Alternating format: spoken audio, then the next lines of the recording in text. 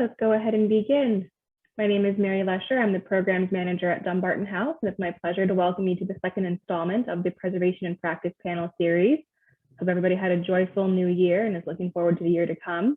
I'm delighted to be joined by Ariana Makau, the President and Principal Conservator of Nzilani Glass Conservation based in San Francisco, and Lindsay Jones, the owner of Blindeye Restoration in Columbus, Ohio. And today we're going to be learning about how they each started their businesses and some of the challenges and triumphs that they have gone through during their business tenure. So I'm going to let them both give us a little background on their businesses, and then we'll delve into some questions before we start Q&A. So Ariana, would you like to start and let us know a little bit more about your business? Sure. First of all, slight edit. We're based in Oakland, super Oakland proud. And we are primarily a architectural art glass preservation company, but we also, by the nature of our work, we can and love to fabricate new art glass pieces. And because I have a master's in stained glass conservation, we are also able to serve museums doing their stained glass collection work and also glass object projects as well. So museums, monumental buildings, and in the last year, and we're going to touch on this a little bit more later on in the discussion, a lot of residential work, both windows and objects coming through our shop.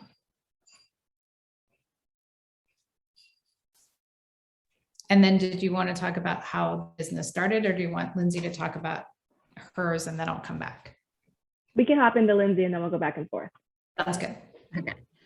So yeah, I have my business is Blindeye Restoration based in Columbus, Ohio. We are a little over 5 years old now, and I'm the owner, sole operator, no partners or anything. We focus on architectural and art restoration. It's a lot of weird titles in preservation, but basically what that means is that we deal with the architectural elements of historic buildings.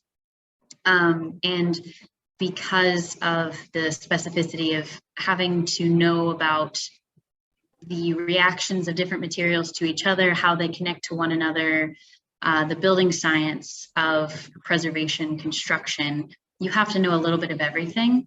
And that, well, when you know about how to clean metals, a little bit of welding, a little bit of wood repair, some, the carpentry, glazing, painting, it all kind of correlates. So we're also able to transfer that to public art or art object restoration, depending on what comes to us. Basically, people will just say, hey, do you do this? And it usually fits into that weird gray area between what the modern trades are trained on. And so usually we become kind of a filler space, and specifically we're used for preservation jobs, a lot of tax credit jobs where they're looking for somebody who knows how to work with original material and maintain its original functioning condition, that kind of thing. Thank you.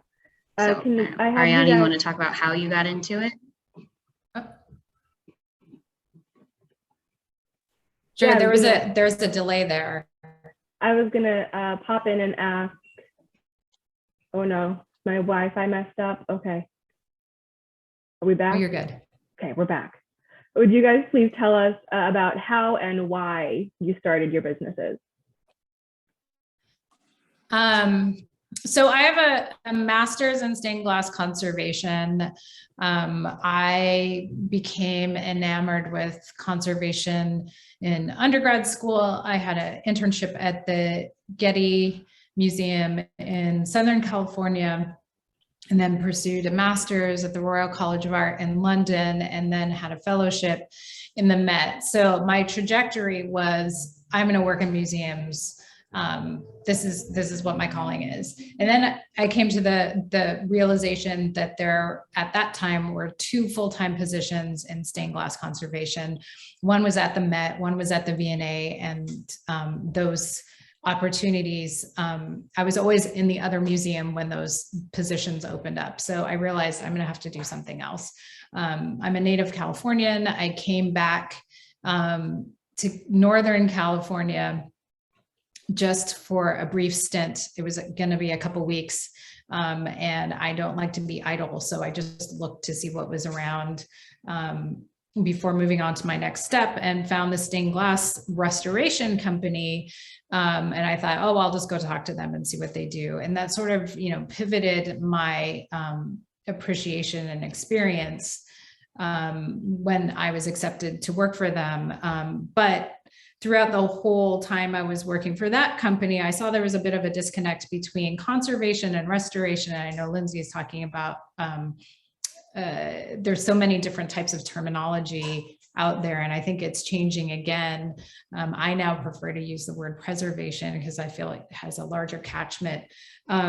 But the company that I was working for was more just sort of fixing things sort of behind the screen, and not really bringing in the client into the process. And that's something that I really, in early days, I thought it was really important through documentation, both written and photography. And I still had all these connections to these museums. And so I kept on getting these calls for different objects, and I wanted to approach them in a different way. So eventually it seemed good for me to sort of break off and start my own business. And at first I had a really small studio. It was just me, and I was still working for the other company on larger monumental projects, but also, starting to grow in my own business, working on these smaller projects. And as people began to know about me, I started getting larger projects. So then I would hire other people who I met through the previous company, to work on weekends for small projects, because we're project-based. And now, 20 years later, we're still project-based. And it got to the point where the company basically organically grew into what it is now. And we've been as big as 20 employees. And our sort of holding pattern is between 10 and 12. Depending on what we're working on.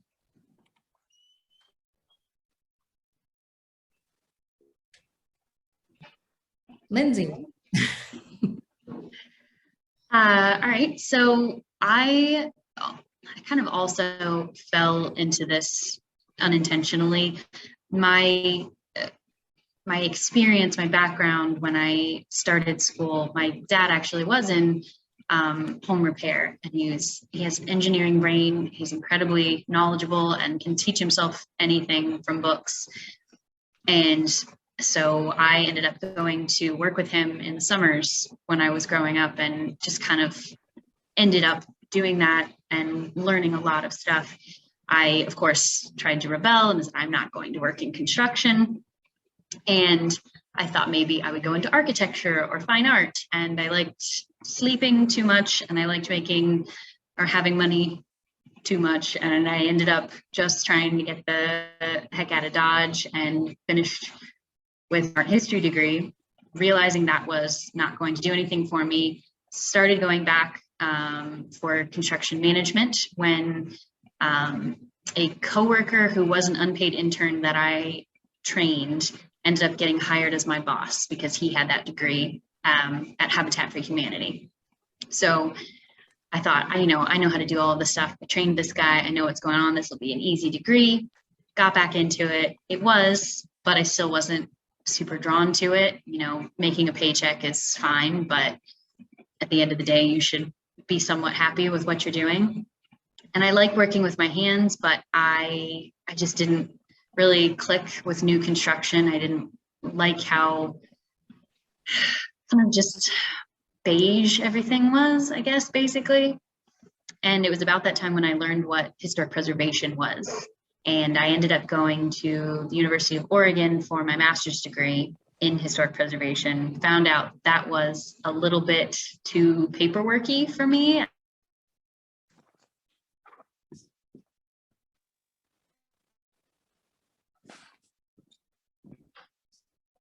Looks like we might be having a small Wi-Fi glitch with Lindsay.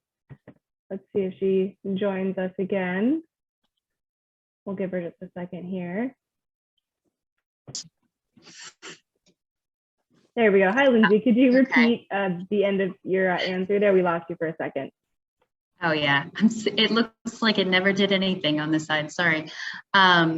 Yeah, so I was getting my degree, and it was also a little bit too much paperwork, and I thought I could bring my hands-on experience into it. And so I ended up getting hired after grad school for a firm where I was doing construction management for their preservation side of their business. And I ended up finding this really great niche where I was kind of the translator for everybody. And I was in San Francisco, somehow never met Ariana, it was a really good experience. And I kind of always been reaching back for that kind of job, I think. And I like San Francisco, but I wanted to move closer to home, a little bit more affordable. And when I got back here, there just wasn't anything like that. There were other preservation firms. They weren't exactly the same. They were more masonry based or something of that nature. I ended up working for a developer doing that translation thing again. They had gotten themselves skinned alive on a tax credit project because they didn't clarify that they just wanted a passing grade. The architect made their historic tax credit part 2 thing sound like they were doing 100% preservation of like the whole building, and no one was aware what that was going to mean. So they brought me on for more projects like that, and it just got me a lot of connections around town. And that particular job, we were doing a building, like an old school down in Nelsonville, which is a very small town in a very poor area, and trying to pull in local contractors to work on a building of that scale for that sort of restoration. Nobody could handle it, and nobody was familiar with historic building practices. So when it came to the actual restoration things, we were calling people from Detroit to come down and look at things. And so I looked at this and I was like, I'm not totally sold on this getting a passing grade stuff working for a developer. And I know how to fix these windows. So I did. I quit my job and I said, I'll do that for you.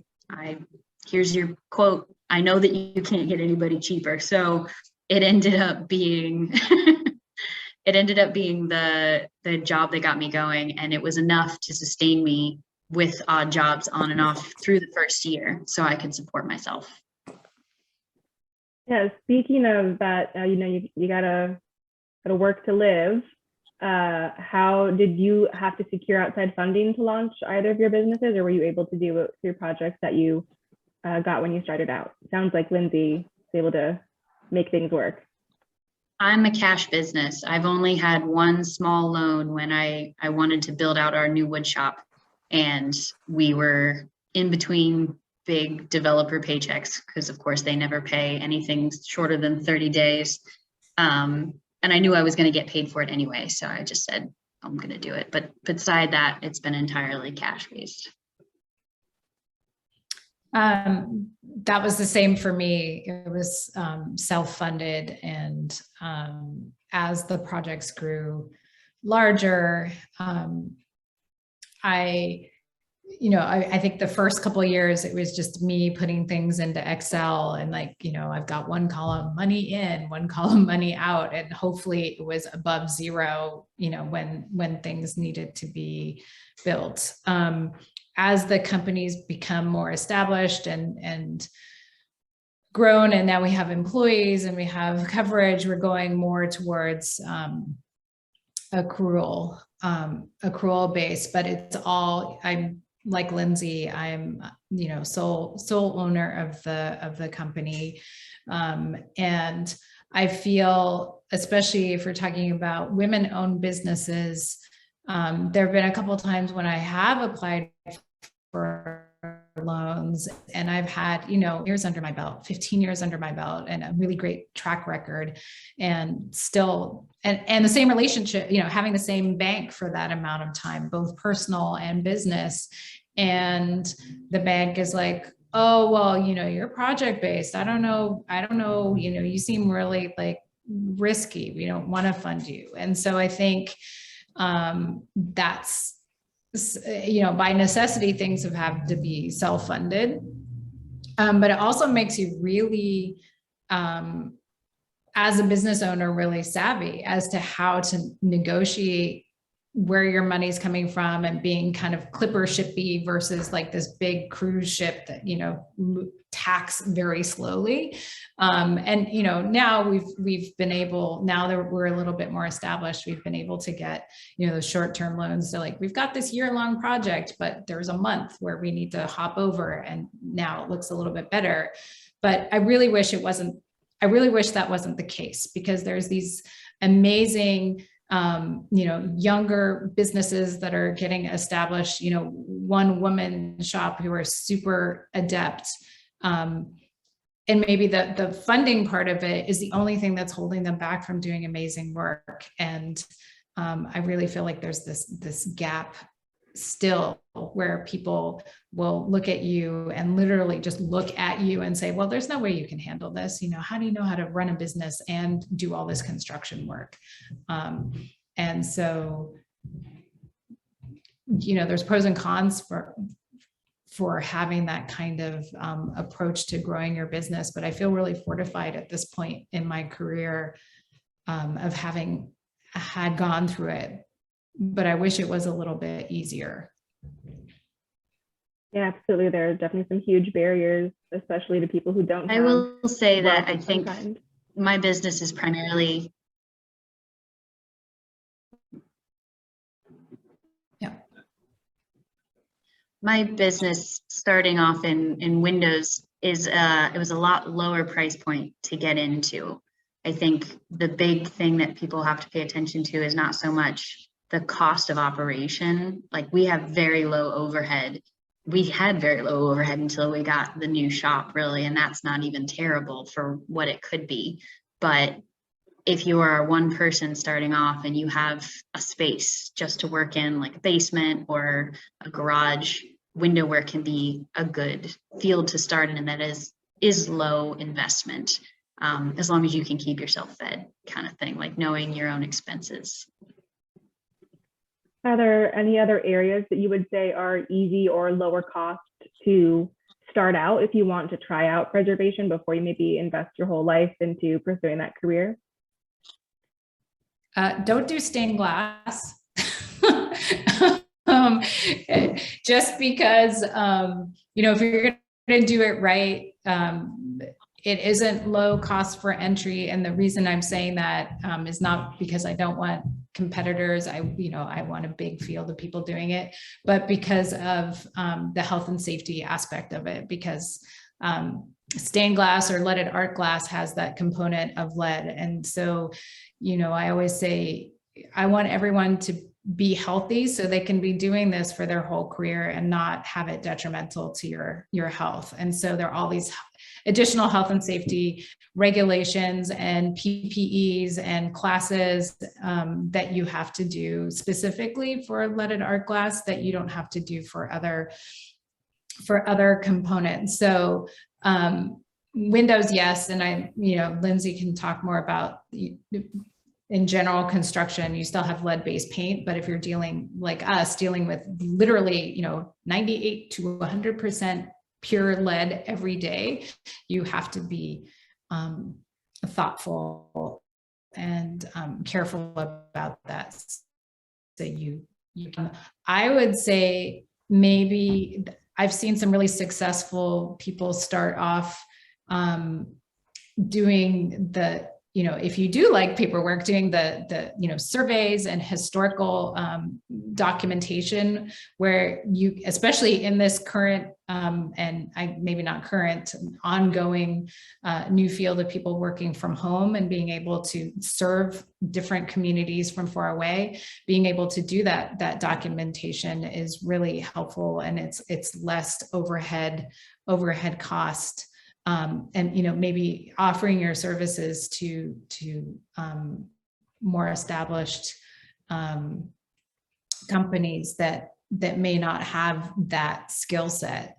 I think that would be that's really helpful. And if you are hands-on, of course, do something that is, if you've got your garage or a spare room or something that you can do hands-on work.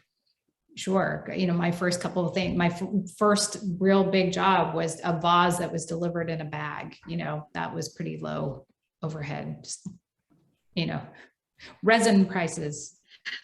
I would say to contractors who are not in preservation but already have a business, transitioning to a preservation business it's like nothing.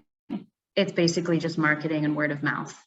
I think a lot of people need more communication with that, and like there just needs to be more of a presence in the trades for the fact that like it's kind of a different thing, but if you understand the pieces parts, it's more of a mindset shift. But yeah, I think in any field, there's, especially in preservation, we're going to have definitely health hazards.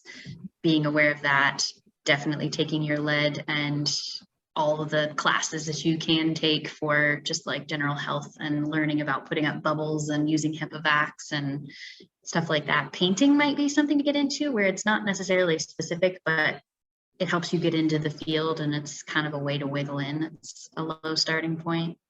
Absolutely. One of our attendees actually just put in the chat that they know somebody who was looking for a company to hand paint historic house plaques.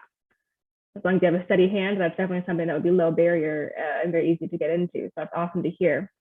And then speaking of that kind of health and safety aspect, what was the permitting or licensing process for your business? Was there anything special that you had to do in order to establish a business that works in these areas?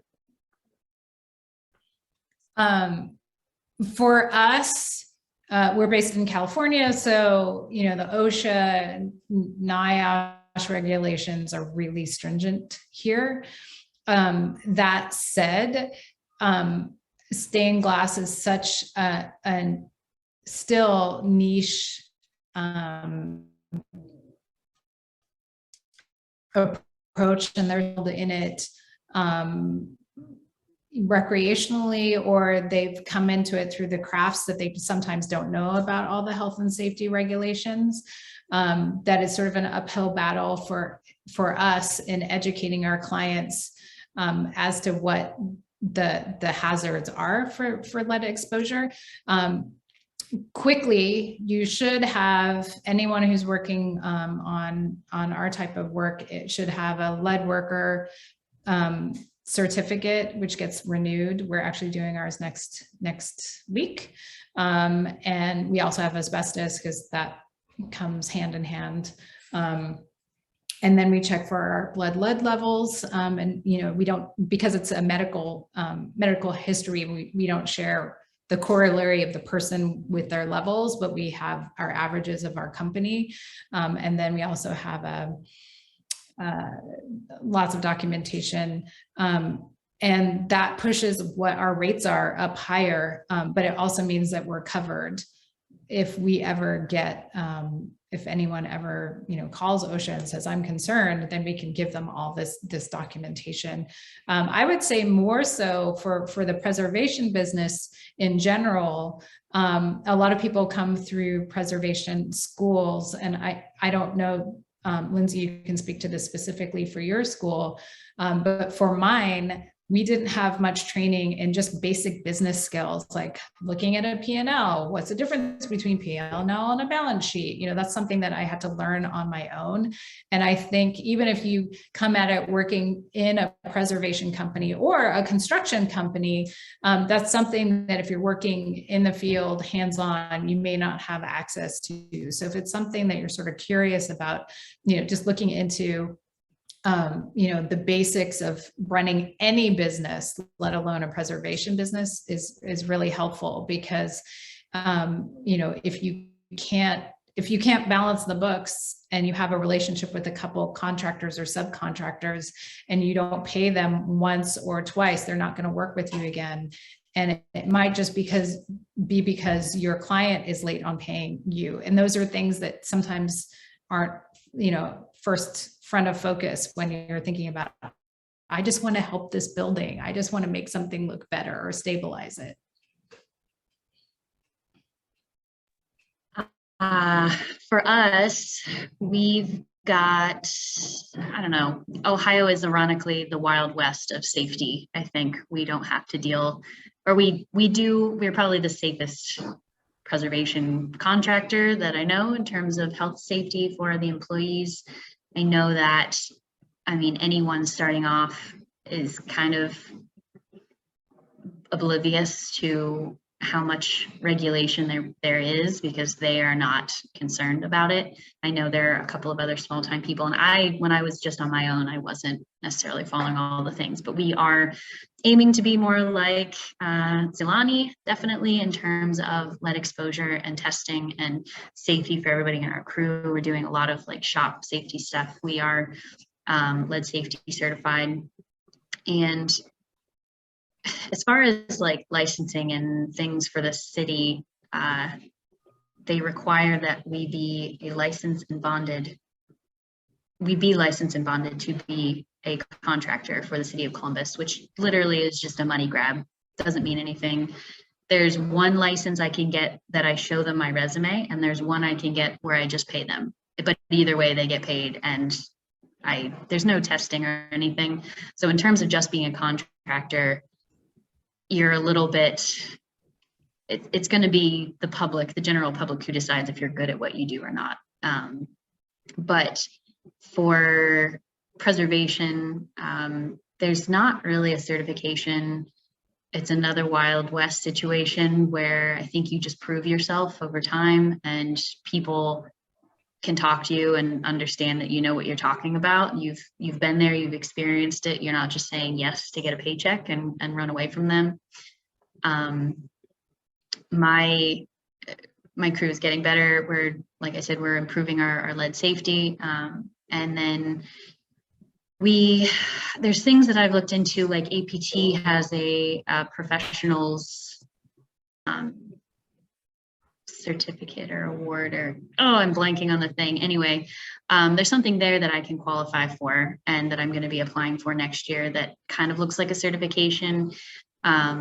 Looking into public art, I would basically have to go back and get a full degree in order to be considered an art conservator in that realm. But in terms of somebody who can clean the things and fix, repair, work with artists, do education with contractors and artists locally, you prove yourself with your resume and again, showing that you know what you're talking about. And I would love, if anybody knows of any more certifications I can get that I can put on my resume for that type of thing, because it's kind of hard to come by, and there is some pushback in some places if your name isn't the top of the list or somebody hasn't heard of you before, because then they're going to look for all of that stuff and it just doesn't exist for where I am and what I do.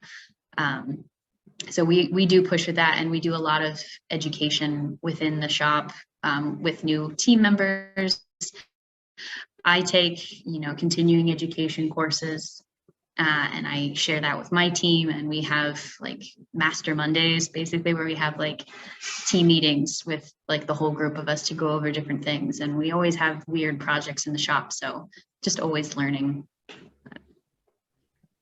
I think it's a really good point that you bring up. And one of the reasons that I was saying that now I kind of refer to what we do more as preservation rather than conservation, even though I have a degree in conservation.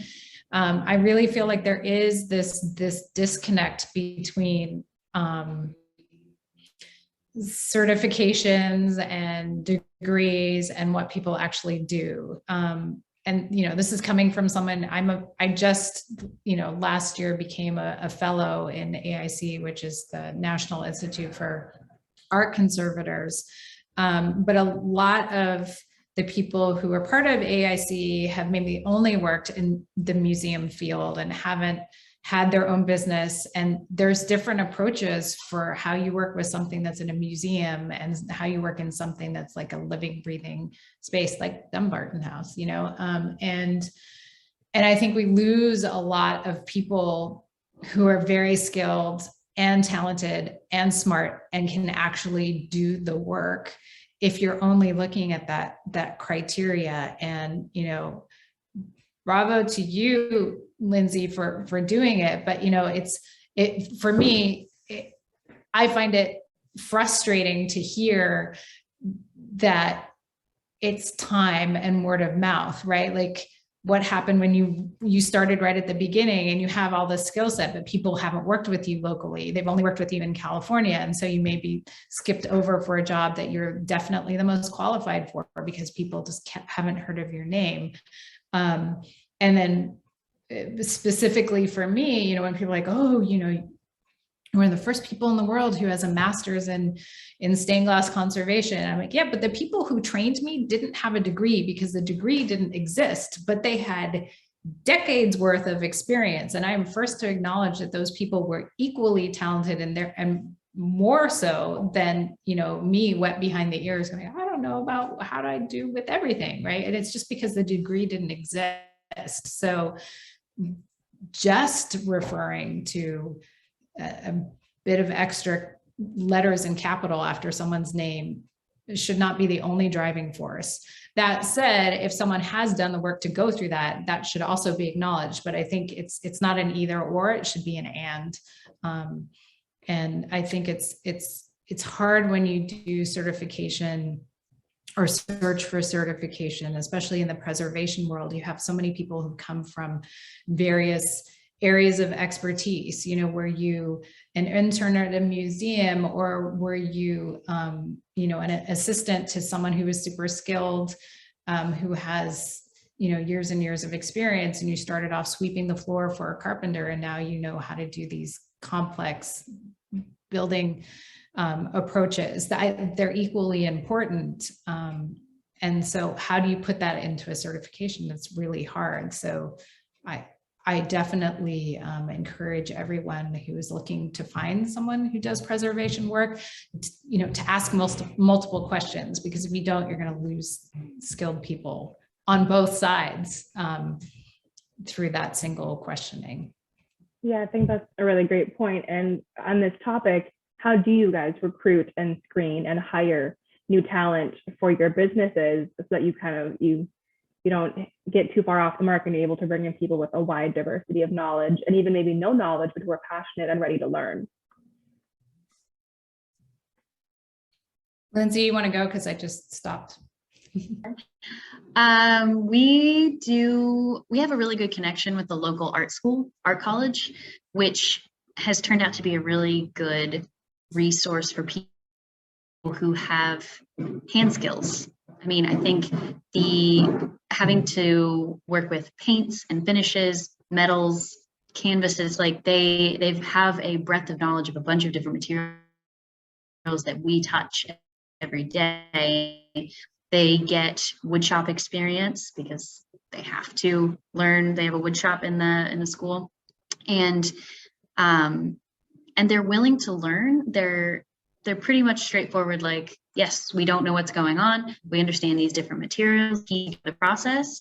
They have a really good base, but they're not coming from a place where they have to relearn something. I've had other people come to work for me who had specifically hands-on background. And this isn't to say all of them. I've had one of my very first employees actually had preservation trades training from Belmont College. I cannot for the life of me get another one of those kids to come over here. I don't know why, but they would be the ideal ones. But other people who come from just trades background, and you would think that somebody who worked as a mason or has a wood shop in their house and has always done stuff with their dad and is so familiar and comfortable and all this stuff would be easy to train and easy to fit in, but it doesn't necessarily always work that way. Sometimes you actually have to retrain people because they've been trained one way and you're like, yeah, but there's like always tweaks when it comes to preservation. There's a little bit more sensitivity with what we do rather than just like banging things out. Like, you have to be really detail oriented and sensitive to what's there, and then always catching something when it's like, oh, that's different. Why is that different? And so much problem solving. It's really a kind of a brainy job for a pure labor position most of the time. So I like to see people who are interested, who are probably early career. I mean, my business is pretty young still. We're still working our way up. So we have to think about who we hire financially too. I would love to hire more experienced people, but we're just in a position where I have to hire and train up most everybody because I can't afford people who are fully actually trained in what we need them to do. So we do a lot of training and we hire low, and I tell everybody who comes to me, I'm just like, I will be more than happy to see you leave and move on to something that you love and have gained experience. And I wish you well. I just hope I can keep hold of you as long as I can. Because I know that just where we're at right now, people will move on. So we've kind of made peace with that. And we just make sure that we've got people who kind of click with us to begin with. And honestly, we've just had a really good go. We've really been lucky with it. We don't have to search very hard for people. So I don't know if I'm the best one to ask, but students, interns, people in the field, if they're interested, they generally will reach out to me, and I encourage that, and we'll periodically say so on social media, or we're on Handshake. I guess it's the job posting board for the school. And so anybody there can send past students. But yeah, that's our method. So because we're more specific, and building a window, we found takes about, if you've never built one before, an art glass window takes about 12 to 18 months of invested time in learning how to build something. Even if you have building experience in other mediums, you think it would be really difficult to find people to come and work for us. That said, I was just looking at our list of current and past employees, and we've had, I think, close to 40 or 50 at this point who've gone through Nzilani, and sort of the same thing of what Lindsay was saying.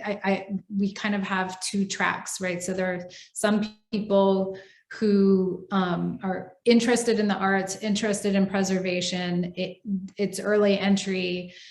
This may not be their life's calling, but they'll give us 100% for the time that they're here, and that's great. And then we have other people who are really passionate. And ironically, I pre-posted this and didn't even think of it. The person who's on our Instagram post today is someone who worked for us and was interested in stained glass previous to working for us, and found that like, this is her calling, this is her passion, it's her profession. She's going to do this for, indefinitely. I have only had 2 other employees, save a new one that we just hired, who have had masters in stained glass conservation. And they still have things to learn when they're working for the company. So it's not a caveat that someone is trained so focused on that. We want to find people. The one thing that we can't really train is curiosity. If we want to have people who come here and are, why do you do this? How come we're doing it this way? Have you considered doing it this other way? And that's really great. That's what keeps the company vibrant and exciting, I feel. The other thing that we do is we stay in contact with people who have decided to go pursue something else. And sometimes we found that people have come back 2 or 3 years later. There are other times where we reevaluate our relationship. So sometimes we'll have someone who works for us initially as an employee, and then they want to pursue something that's very specific that we only do occasionally within the scope of the work. And so sometimes then we switch our relationship, and then they become a contractor. So we just contract them to do that specific work when we need it. So we really want to keep the lines of communication open, and sort of circling back to that initial thing of training people, taking a really long-term investment. Everything else before and after building a leaded glass window you can train within a couple of days. You probably can't go in a room and do it on your own, but we wouldn't do that anyway. That I don't like to like Rapunzel people. But that's a way of us getting to know the company and the people getting to know each other, and sort of getting their feet wet. So it shouldn't be a daunting thing of finding people. So we find artists. I gave a talk recently about the different people who we have working for us. We have a paper worker who does really nice detail work. We have a glass blower who understands what glass is going to do. And so that's been a really great influence on us when we're working on glass objects. She can explain like how it was built, and how, the glass was blown and what it wants to do. We have a musician who does some of our treatment reports because they also write their own lyrics. There's a wide swath of people who come through our doors and can do the work. So yeah, they're mostly all local people. That's really fascinating. I have one last question for both of you before we move to audience Q&A, and that is, how is the pandemic impacting your business? I can start. So obviously we're back. Everything we do is in person, hands-on. It always has been. There wasn't much we could do aside from stay out of residential homes at the time when it was the big scare, when everything got shut down. We thankfully had a commercial job that we were on where we were basically in this huge theater, and I had only 4 employees at the time. So I was able to keep everybody on, but we took the precaution of, we are our bubble kind of situation, because we were traveling for that job. We were only home on the weekends, which, imagine the most stressful point of your life. We still had jobs, but we were traveling 4 days of the week and then home on the weekends to see our family. We were totally separated in the theater. We were like way up on scaffold, 30 feet in the air, separated on different scissor lifts, and anybody else who was there on the job site, equidistant as well. Nowadays, we've got a really good team who is very open and honest about anybody who's not feeling well. We have paid leave for anybody who has COVID.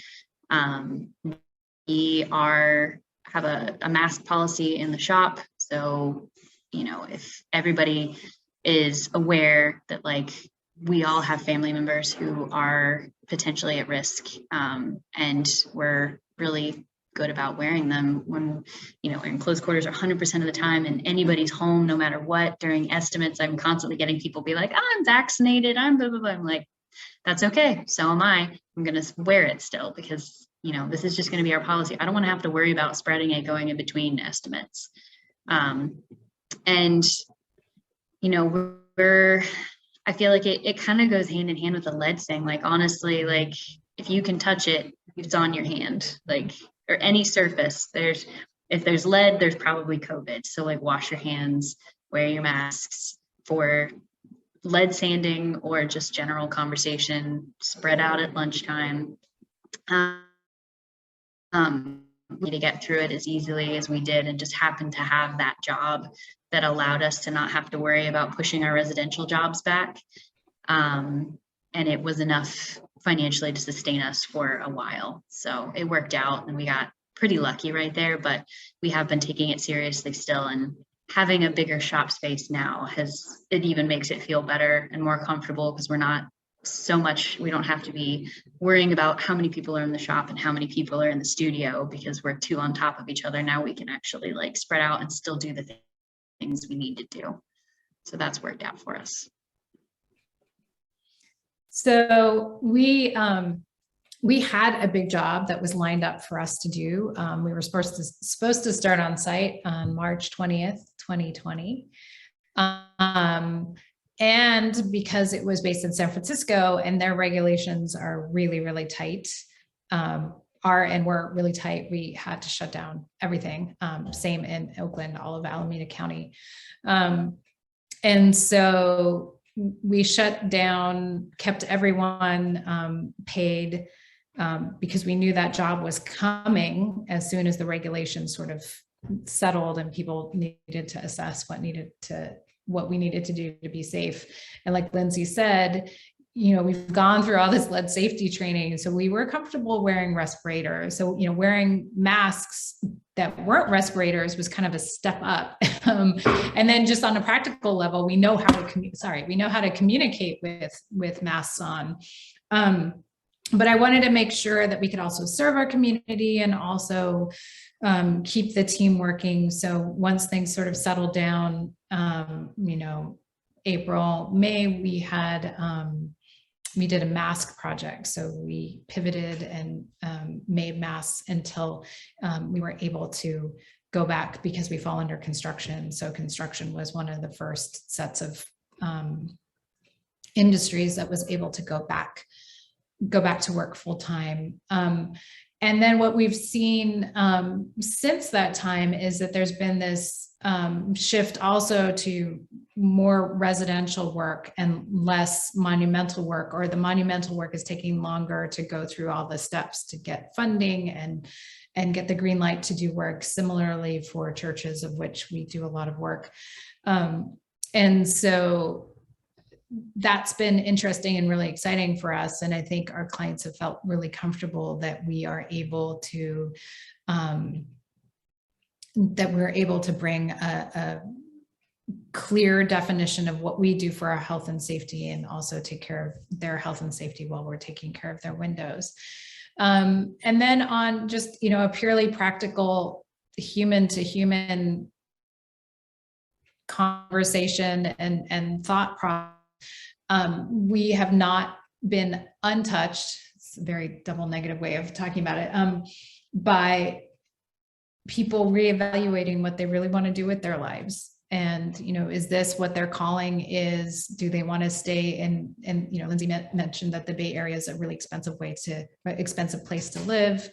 And so, and then also people are, they've had this pull of feeling families are being elevated, and both positively and negatively, as if people want to connect with their families more. And so during the first year and a half of the pandemic, we've had people who, have come and said, I need to go to my family. They're in another state. I need to take care of them for various reasons, or I just need to be closer to them for my own mental health. And so that's been a really interesting way to navigate how we relate to bringing new people into the company. That said, we've had 3 new hires during the pandemic as well. So it's not like we can't find people, but people are thinking about different ways, what's really important to them. And I think we are doing well in part because we look at people holistically, right? So the job is one thing, and doing preservation is really rewarding. Lindsay, you're talking about the difference between new construction and old construction, and how you feel like you're connected to, at least I do feel like I'm connected to the history of the place that I'm working on, and making sure that's it's around for other people to see. The other thing that we do is really acknowledge that, our employees have a life outside of Nzilani. And so if people want to take time off to do, a residency, or if they're artists and they want to work on their own work, for us, we approach full-time work as 4 days a week rather than 5, because that means people have time to work on their own art. And they're not working all day for us and then taking more time and working at home to deal with their art. And then both their art and their work here suffers because they're exhausted all the time. So, we're not a big company. We're not going to be able to give all, Google perks, right? But what we do is try to balance the experience that people have here with their life experience. And that's something that's really important to me. It's always been important to me, but I think I'm seeing this shift within other companies, and you're seeing it written about more, like people are looking for the culture of their company more than just what's on their paycheck. And I think both in Lindsay's case and mine, that's something we've been doing from the beginning. So, slow and steady wins the race. We've been doing it, and people are now starting to see that, just working to the grindstone is not the be all and end all of everything. Absolutely. Thank you both for your candid answers to that question. I'm now going to see if we have any questions from our audience members. I haven't seen any come in so far, but one of our attendees, Anne, did send a link for a course through the classicist certification in classical architecture that has some standards and theory that could be useful for people who are getting into their careers. So thank you for that, Anne. We're always grateful to have more information. So if anybody has any questions for Ariana and Lindsay, please let us know. We have just a few minutes left before the end of our conversation today. This has been so interesting. Thank you both for joining us. Yeah, and if anybody has any questions, we were kind of spitballing before this started, and we were talking about things like being a good boss versus your financial bottom line, and the expectations versus reality of business. And we could probably talk about this forever, but if there's anything that anybody's specifically interested in. Absolutely. I'm sure it's much harder when you own a small business and you're working every single day with people that you employ. It's impossible to not develop those close relationships and friendships without, having to find where to draw that line. It's not an easy thing to do. Yeah, being the boss at the same time as trying to be friendly with everybody, and obviously want to be part of the group. It's a weird spot to be in sometimes. Yeah. I think I dropped my email in the chat if anyone has questions that they have after this is over. But yeah, I think that's also an interesting approach or thought process for people to think about if you're starting this small business. And you may, at least in my case, I was hiring people who I was working alongside at the other company that then ended up being my employees. And so that shift, I think if I had one bit of advice for that, is just being really clear about that. And there's one person, our studio head, who is a dear friend and also has her own business.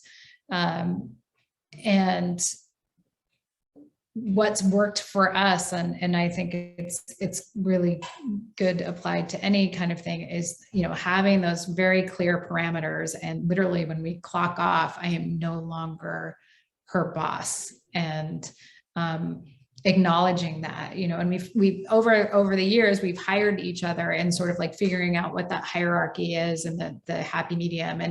And sometimes it's not something that's taught within business is, and then thinking about women business owners as well, is like, having that clarity actually helps in the long run, rather than trying to balance the line between being really nice and being everyone's friend and being everyone's boss. It kind of, if you switch it around and look at it through the perspective of being an employee, your employee is like, am I supposed to be friendly? Am I supposed to share? Or am I supposed to follow what this person is telling me? And why is this person switching back and forth? I don't know how to relate to this person. So the clearer you are defining what those roles are, I think it helps everyone out. And for us, it's been really good. I often am lucky enough to have a break and take lunch with some of the people who work for the company. And I'm like, we're not talking about work. You are clocked off. This is everyone's free time, and I try to, it's hard, of course, but, figuring out what those parameters are, I've found has been really helpful. It sounds like good advice for business and life. Yeah. Thank you Yeah. to both of you for joining us today, and thank you to everybody in the audience. We're so grateful that you joined us for this conversation. The next installment will be in a few months on March 30th, and we'll have more information about that on dumbartonhouse.org shortly. We're figuring out a topic. We have so many things to talk about, so trying to really narrow what we're going to be chatting about. And I hope to see all of you then, and I look forward to having a continued conversation with Ariana and Lindsay at that time. So thank you everybody for being here. Have a lovely afternoon, and we'll see you again soon. Bye-bye. Bye.